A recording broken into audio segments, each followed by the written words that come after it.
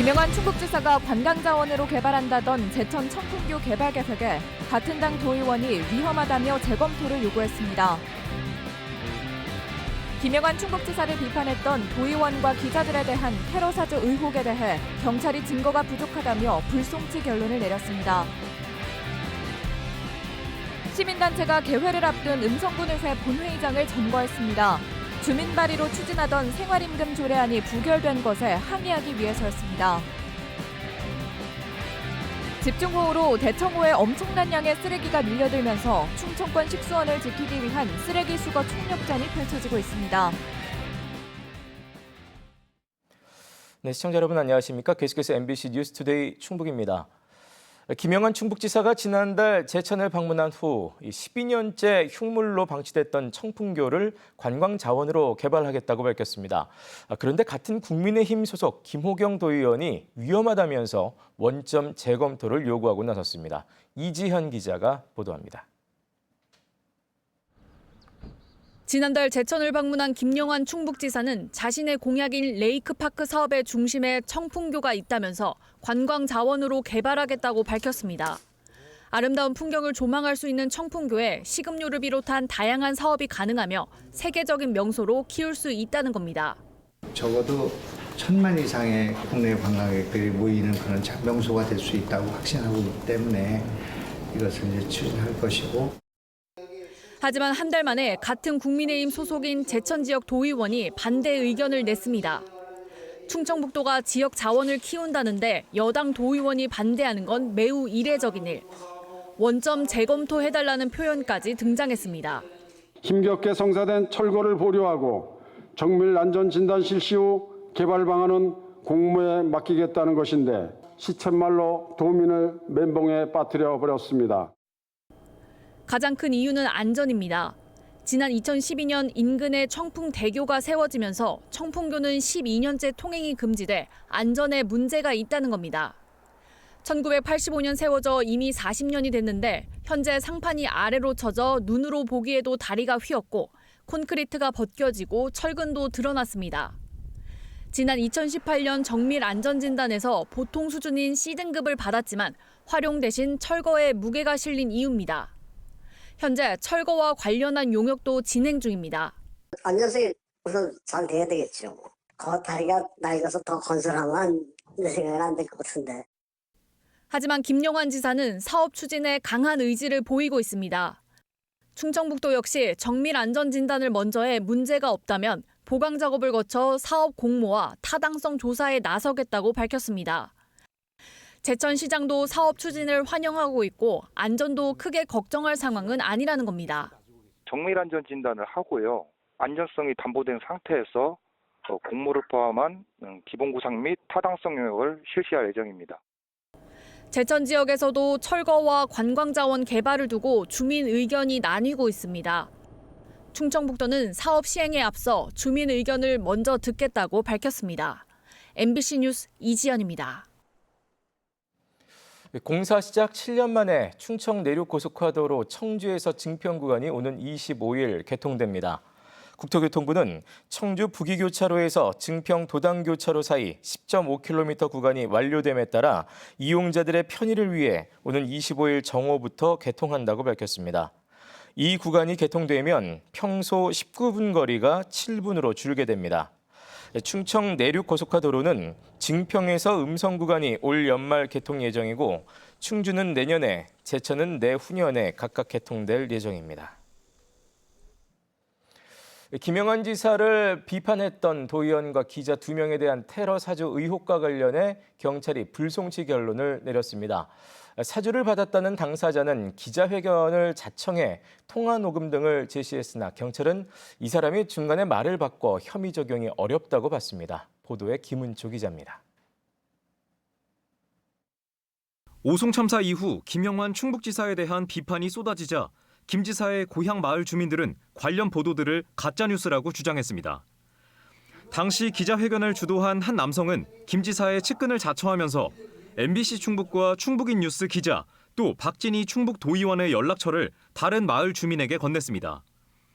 김 지사에게 걸림돌이 되니 손을 봐달라는 내용이었는데 이후 해당 주민이 이 사실을 폭로하면서 이른바 테러 사주 의혹으로 큰 논란이 됐습니다. 손 좀 봐줘야 되겠어. 내가 전화번호가 있어야지 작업을 하든지 해야지. 내가 그냥 이렇게 얘기만 쉽게 그냥 넘어가는 말로 했더니 보내드렸더라고요. 당시 이 폭로자는 테러를 실행에 옮길지도 진지하게 고민했다고 말했습니다. 솔직히 얘기해. 작업을 하다가 실행을 하려고 했지 왜. 얘기를 들었으니까 나는 하려고 했던 거고. 청주 흥덕경찰서는 협박과 살인 예비 음모 등의 혐의로 김 지사의 고향 후배 2명에 대해 7개월간 수사한 결과 증거가 충분하지 않다며 불송치 결론을 내렸습니다. 경찰 관계자는 두 사람의 대화 내용이 사실이더라도 실제 테러에 착수하거나 준비하는 행동이 없었기 때문에 처벌은 어렵다고 이유를 밝혔습니다. 또 테러 사주를 받았다고 폭로한 사람이 정작 경찰 조사 과정에서는 사실이 아니었다고 말을 바꿔 정확한 실체를 확인할 수 없다고 덧붙였습니다. 고소장을 냈던 박진희 도의원은 검찰에 이의 신청을 하겠다고 밝혔습니다. 사주를 모의하는 통화 기록이 증거로 제출이 됐고, 그리고 테러 대상자 3사람에 대한 전화번호가 넘어간 게 문자 기록이 그대로 증거로 제출이 됐어요. 그런데도 이게 어떻게 증거 불충분이에요. 말 안 되죠. 시민단체는 언론 자유가 위협받을 수 있다고 우려했습니다. 도지사를 비판 보도했다는 이유로 기자가 협박까지 받은 사건인데도 불구하고 법의 보호를 받지 못하고 있다고 생각합니다.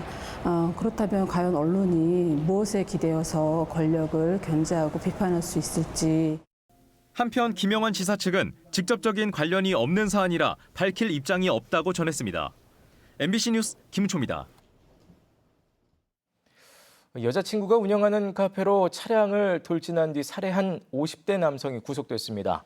충주경찰서는 지난 20일 만취한 상태로 인천에서 차를 몰고 와 충주시 수안보면의 한 카페로 돌진한 뒤 업주를 흉기로 살해한 50대 남성을 살인 등의 혐의로 구속했다고 밝혔습니다. 사건 발생 하루 전 두 사람은 인천에서 말다툼을 벌였고 경찰이 출동해 분리 조치했지만 이후 남성이 찾아와 이같이 범행을 저지른 것으로 알려졌습니다. 지난 총선을 앞두고 비례대표 순번을 정하는 투표에 동료들에게 참여하도록 권유한 혐의로 전국경찰직장협의회 위원장이 검찰에 넘겨졌습니다.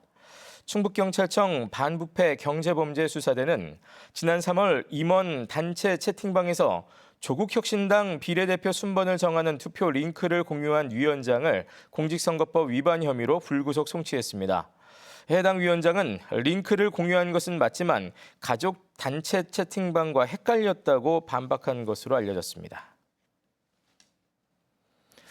최저임금보다 높은 수준의 소득을 보장하는 생활임금 조례가 음성군에서 주민 발의로 추진됐는데 의회에서 부결됐습니다. 이 과정에서 노동계 그리고 시민단체가 군의회 본회의장에 난입하는 소동까지 벌어지기도 했습니다. 허지 기자가 전해드립니다. 음성군의회 임시회 개회 직전 본회의장에서 노동계와 시민사회단체가 의장석 앞에서 고성을 지릅니다. 진행이 불가능한 상황에 의장이 본회의장에서 퇴장하려 하지만 이를 막습니다. 지난해 음성지역 노동계와 시민사회단체가 군단위에선 처음으로 시민 2,356명의 서명을 받아 발의한 생활임금 조례가 부결된 데 항의한 겁니다. 앞서 지난주 음성군 의원들은 주민들이 청구한 조례 원안뿐 아니라 자신들이 공동 발의한 수정안까지 부결시켰습니다. 찬성 4명에 반대 4명, 민주당은 모두 찬성한 가운데 국민의힘 의원 1명이 찬성했고 나머지 4명은 반대했습니다. 여러분들이 8명이 한결같이 이렇게 서명 날인을 해주셨잖아. 그런데 이거에 대해서 윤물을 물으니까 반대를 하셔? 그럼 여기서 서명 왜 했어요? 아예 올라오질 말아야 되지. 충청북도 올해 생활임금은 최저임금보다 1,577원 많은 11,437원으로 공무원이 아닌 지자체 출자 출연 기관과 위탁기관 노동자들에게 적용됩니다. 생활임금에 반대하는 의원들은 이 조례를 적용받지 못하는 계층엔 차별적 요소가 많은 조례라고 지적합니다. 소규모 기업을 운영하시는 분이라든지 또 농업에 종사하시는 분이라든지 이런 분들은 배려하지 못하는 그런 조례가 되기 때문에. 하지만 찬성하는 측에선 재정 자립도가 상대적으로 높은 음성군이 물가 상승 등을 반영한 최소한의 임금 수준을 만드는 데 앞장서야 한다고 말합니다. 궁극적으로 최저임금 수준을 끌어올리자는 취지입니다. 청구인 측은 생활임금을 주는 데 필요한 예산이 한 해 10억 원가량으로 많지 않고 조례를 폐기한 이유도 사전에 설명하지 않았다고 반발하고 있습니다. 저희는 투표장에서 그냥 부결된 결과만 봤고요. 부결된 다음에서야 왜 반대했는지 그제서야 설명을 하더라고요. 노동계와 시민사회단체가 강하게 반발하자 음성군 의회는 일부 절차적 하자를 인정하고 올해 안에 재상정 등을 검토하겠다고 밝혔습니다. 또 이번 본회의장 소동과 관련해선 어떻게 대처할지 논의 중이라고 밝혔습니다. MBC 뉴스 허진입니다. 코로나19 유행 당시 방역 최일선에 섰던 지방의료원들이 극심한 경영난에 빠지면서 노동조합이 지원을 요청하고 나섰습니다. 민주노총 충북지부는 어제 충북도의회 앞에서 서울과 경기 등 다른 자치단체에서는 30개 지방의료원에 예산을 지원하고 있다면서 충북에서도 운영비를 지원할 수 있도록 조례를 만들어달라고 촉구했습니다. 코로나19 감염병 전담병원에서 해제된 뒤 기존 환자들이 돌아오지 않으면서 지난 2년 동안 청주의료원은 236억 원, 충주의료원은 106억 원의 적자가 났습니다. 저출산 문제 해결을 위해 결혼식 비용 일부를 자치단체가 지원하자는 주장이 제천시 의회에서 나왔습니다. 이경리 시의원은 제천시 의회 임시회 자유발언을 통해 경주와 광양, 울주, 대구, 달성 등 여러 자치단체가 결혼식 비용을 지원하고 있고 일부 지역에서는 혼인 건수와 인구가 증가하고 있다고 주장했습니다. 지난 2019년 531건이었던 제천의 혼인 건수는 지난해 416건을 기록하며 5년 동안 115건 줄었습니다. 집중호우로 대청호에도 많은 양의 쓰레기가 흘러들고 있습니다. 폭우가 내리고 그치길 반복하면서 지난주에만 2배 가까이 늘었는데요. 이 대청호가 충청권 식수원인 만큼 총력전을 방불케 하는 수거 작업이 펼쳐지고 있습니다. 신병관 기자가 그 현장을 다녀왔습니다. 충청권의 식수원인 대청호 상류입니다. 집중호에 떠내려온 쓰레기가 거대한 섬을 이루고 있습니다. 나뭇가지와 자풀이 대부분이지만 스티로폼과 페트병 그리고 냉장고까지 각종 생활 쓰레기도 뒤섞여 있습니다. 쓰레기를 막고 있는 건 길이 1km 가까운 대형 차단막. 쓰레기를 끌어올리기 위한 전 단계로 배를 타고 나가 그물에 묶어 육지 쪽으로 옮겨오는 작업이 진행되고 있습니다. 빨리 걷어내고 그러면은 보는 사람도 좋고 아랫집안 물 먹는 사람도 깨끗한 물 먹고 그러기 위해서 빨리 작업을 완료를 시켜야 돼요. 차단막으로 쓰레기를 막아놓은 대청호 상류의 또 다른 지점. 그물에 묶어놓은 쓰레기를 굴삭기로 끌어올리는 작업이 한창입니다. 이곳은 상대적으로 폭이 좁아 수거 작업이 속도를 내고 있습니다. 시간이 지나 나뭇가지와 자풀이 물에 가라앉으면 수거하기가 어렵고 녹조를 발생시켜 수질을 오염시킬 수 있습니다. 500만이 먹는 식수원이기 때문에 상류에서 빨리 이걸 건져내줘야만이 녹조도 좀 덜어지고 그래서 빨리 하는 겁니다. 빨리. 이번 집중호우로 대청호에 유입된 쓰레기는 18,000세제곱미터 정도. 일주일 사이 배 가까이 늘며 서둘러 수거 작업을 벌이고 있습니다. 대청호에 설치된 차단막들이 쓰레기를 막으면 수자원공사로부터 위탁을 받은 업체가 지역 주민 등을 고용해 수거하고 있습니다. 수자원공사는 수문 방류와 기상 여건 등을 고려해 작업 속도를 조절하고 있습니다. 해마다 장마와 태풍이 지나가면 쓰레기로 몸살을 앓는 대청호. 올해도 식수원을 지키기 위한 쓰레기 수거 총력전이 벌어지고 있습니다. MBC 뉴스 신병관입니다. 네, 한편 올여름 폭우로 충남에서만 축구장 10,000개 면적에 해당하는 농경지가 물에 잠겼습니다. 당장 채소와 과일의 출하량이 줄고 값이 오르면서 소비자들은 구매할 엄두를 내지 못하고 있습니다. 김성국 기자가 취재했습니다. 시간당 100mm가 넘는 극한 호우가 쏟아진 부여의 한 오이농가. 출하를 막 시작한 비닐하우스는 물바다가 됐습니다. 올여름 집중호우로 충남에서만 축구장 10,000개가 넘는 농경지 7,400여 헥타르가 물에 잠겼습니다. 첫 수확 이제 시작하는데 물이 이렇게 차갖고서나 이거 다 버려야 됩니다. 기록적인 폭우에 농경지 침수 피해가 잇따르면서 농산물 수급에도 비상이 걸렸습니다. 도매상들은 채소류의 경매가가 유례 없이 높은 수준이라고 하소연합니다. 한 30년 넘게 했거든요. 장마 때문에 출하량이 없고 비싸고 해가지고 소비도 안 되고. 농산물 가격이 크게 오른 탓에 소비자들은 물건을 선뜻 고르지 못합니다. 열무 같은 것도 얼마 전까지만 해도 1,000얼마 샀는데 지금 5,000원만, 거의 6,000원대야. 그럼 못 건들잖아요. 사고 싶어도. 그러니까 너무 비싼 거야. 실제로 상추 도매 가격은 평년보다 50% 가까이 올랐고 침수 피해가 컸던 노가고이 역시 가격 상승률이 평년 가격의 50%를 웃돌았습니다. 비 피해가 컸던 논산과 부여에서 주로 생산되는 수박과 금산이 주산지인 깻잎은 가격 상승폭이 아직 10% 안팎이지만 갈수록 가격이 오를 것으로 예측됩니다. 아직 장마가 끝나지 않은 상황에서 폭염까지 기승을 부리면서 농산물 가격은 계속 고공행진을 이어갈 것으로 전망됩니다. 고온 다습하거나 그리고 또 태풍이 온다고 하거든요. 그렇게 해서 계속 이렇게 이어지면 오히려 지금 남아있는 채소도 더 품질이 안 좋아지거나 생산이 중단될 수도 있습니다. 정부는 농산물 가격을 안정시키기 위해 농산물 수급 관리 방안을 긴급 점검하기로 했습니다. MBC 뉴스 김성국입니다.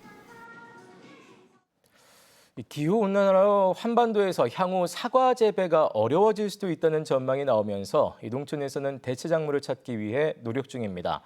이런 가운데 지대가 높고 일교차가 큰 제천에서는 이름까지 생소한 디냐라는 중앙아시아 과일을 들여와 재배하는 데 성공했습니다. 이승준 기자가 자세한 내용 보도합니다. 노랗게 익은 과일이 허리 높이의 그물망에 달려 있습니다. 참외보다 크고 수박보다 작은 디냐라는 멜론 품종입니다. 러시아와 중앙아시아에서 주로 생산하는 멜론입니다. 착과한 지 2달 정도가 지나면 수확이 가능한 3에서 4kg 정도로 큽니다. 당도를 측정하자 16브릭스가 넘습니다. 과일은 보통 13브릭스가 넘으면 달다고 합니다. 지대가 높고 고온 건조한 중앙아시아 고원 지역에서 자라던 디냐는 올해 처음 제천에서 시범 재배됐습니다. 지대가 높고 이래서 그리고 일조량이 풍부하고 그다음에 이제 고온 건조에서 일교차가 크기 때문에 저희 중앙아시아 재배에서 자라는 그 디냐나 하미과가 아주 적합한 제의로 생각이 됩니다. 우리나라에서 처음 선보이는 과일이지만 이미 여행객들을 통해 알려졌고 새 상품에 대한 기대가 커짐에 따라 수확에 앞서 선구매가 이루어졌습니다.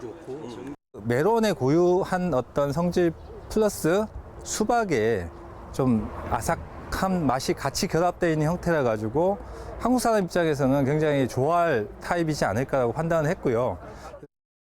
제천에서는 이미 7년 전부터 해외 작물 재배가 이루어지고 있습니다. 신장 위구르 하미지구에서 자라는 하미과도 지역의 특산품으로 자리 잡았습니다.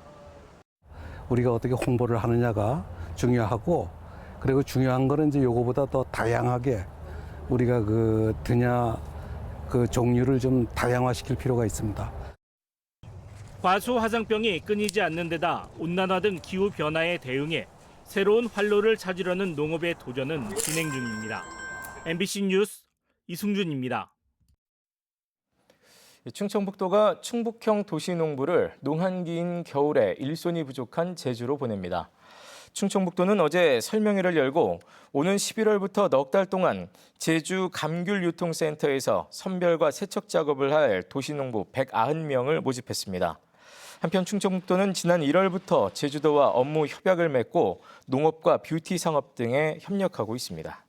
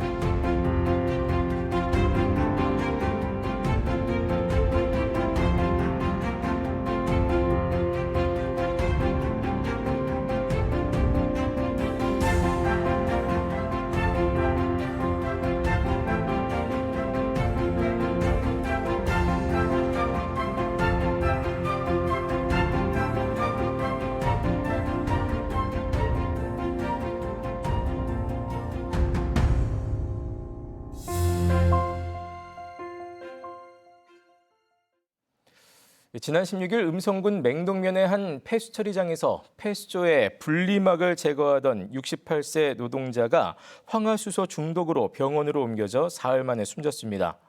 사고 당시 황화수소의 농도는 200ppm으로 기준치보다 20배 이상 높았던 것으로 알려졌습니다. 노동당국은 당시 노동자가 호흡용 보호구를 착용하지 않고 시설에 출입한 것으로 보고 안전수칙을 준수했는지 살펴보고 중대재해처벌법 여부 등을 검토하고 있습니다. 국제자연보호연맹이 절멸 직전 희귀새로 분류하는 댕기 흰 찌르레기가 발견됐습니다. 청주동물원은 지난 19일 누군가 세장에 있는 댕기 흰 찌르레기 2마리를 동물원 주변에 두고가 보호 중이라고 밝혔습니다. 댕기 흰 찌르레기는 인도네시아 발리에만 사는 희귀종이어서 누군가 버리고 간 것으로 추정됩니다. 청주동물원은 이 새들을 국가동물보호 정보 시스템에 올려 주인을 찾고 있습니다. 충청북도 고향사랑 기부금 모금액이 올 상반기 1억 원을 넘어섰습니다. 지난달까지 충북의 고향사랑 기부금은 1억 1천만 원으로 1년 전 같은 기간 4,600만 원보다 2배 이상 늘었습니다.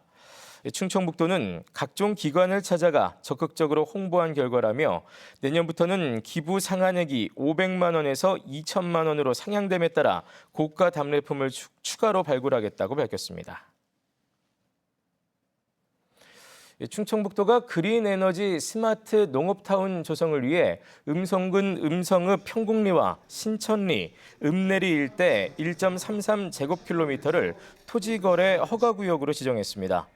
이에 따라 오는 29일부터 5년 동안 이 일대 토지를 일정 면적 이상 거래하려면 음성군수의 허가를 받아야 합니다.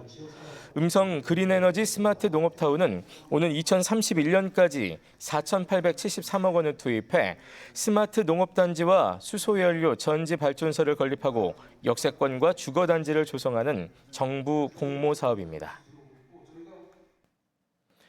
제천시가 올 상반기에만 22개 종목 51개의 전국 규모 대회를 개최하면서 선수단과 학부모 18만여 명이 방문했다고 밝혔습니다. 또 하반기에도 26개 종목 55개 대회가 예정돼 34만여 명이 제천을 더 찾을 것으로 예상됩니다.